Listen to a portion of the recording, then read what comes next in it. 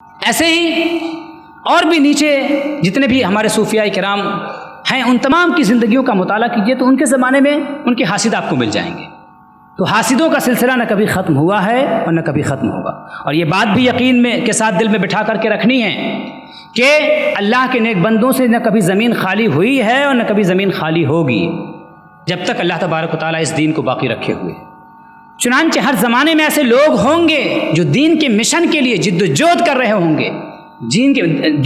کر رہے ہوں گے، دین کو قائم کرنے کی کوشش کر رہے ہوں گے، لیکن مخالفتیں کرنے والے ان کی مخالفتیں کر رہے ہوں گے،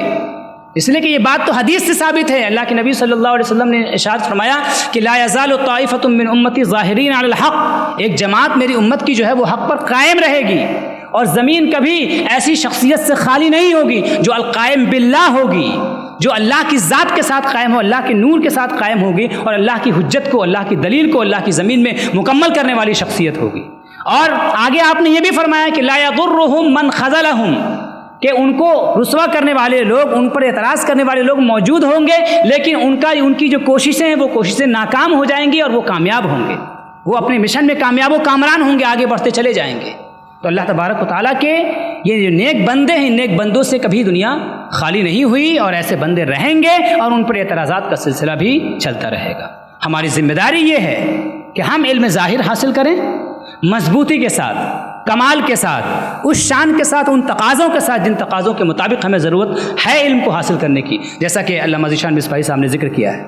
اس شان کے ساتھ علم ظاہر حاصل کریں اور اپنے آپ کو ایسے بندوں کی چوکھٹ پر پامال کریں کہ جن کی چوکھٹ پر پہنچنے کے بعد، جن کی صحبتوں میں پہنچنے کے بعد دل کی گندگی دور ہو جاتی ہے۔ اپنے آپ کو اس مقام تک لے جائیں جہاں پر پہنچنے کے بعد ہماری ذات ایسی ہو جائے کہ ہم لوگوں کے درمیان رہ کر کے بھی حقیقتاً لوگوں کے درمیان نہ ہوں، باہما و بے ہما ہو جائیں، ہم کائن و بائن ہو جائیں، ہماری ذات ایسی ہو جائے، ہم لوگ اپنے آپ کو ایسی شخصیات کے پاس لے جائیں، اس طرح بنا دیں اپنے آپ کو کہ دنیا ہمارے دل سے نکل کر کے ہمارے جیب تک ہی رہے،